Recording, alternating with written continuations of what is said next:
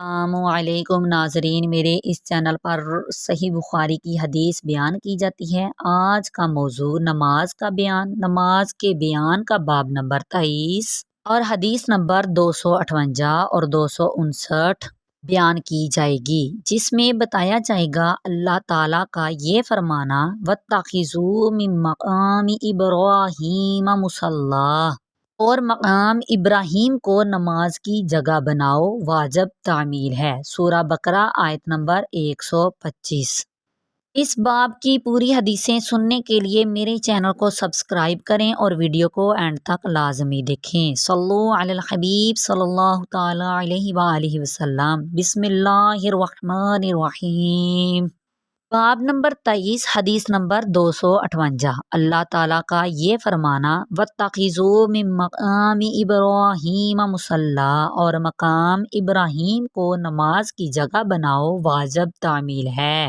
سورہ بقرہ آیت نمبر 125۔ سیدنا ابن عمر رضی اللہ عنہ سے روایت ہے کہ ان سے ایک شخص کے بارے میں پوچھا گیا جس نے عمرہ کے لیے کعبہ کا طواف کیا تھا اور صفا مروہ کے درمیان طواف نہ کیا تھا، کہ آیا وہ اپنی عورت کے پاس آئے یا نہیں؟ تو انہوں نے کہا کہ نبی کریم صلی اللہ تعالیٰ علیہ وآلہ وسلم مدینہ سے تشریف لائے تو 7 مرتبہ کعبہ کا طواف کیا، یعنی کعبہ کے گرد 7 چکر لگائے، اور مقام ابراہیم کے پیچھے 2 رکعت نماز ادا کی اور صفا مروہ کے درمیان طواف سعی فرمایا، اور بے شک رسول اللہ صلی اللہ تعالیٰ علیہ وآلہ وسلم کی ذات میں تمہارے لیے عمدہ نمونہ ہے۔ اسی باب کی دوسری حدیث، حدیث نمبر 259۔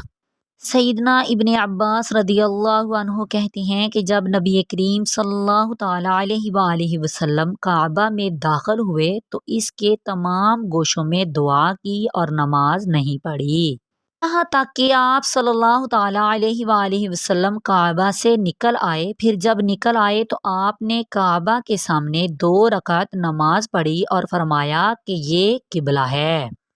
اور ناظرین، میری آنے والی ویڈیو میں نماز کے بیان کے پورے 9 باب اور 11 حدیثیں بیان کی جائے گی۔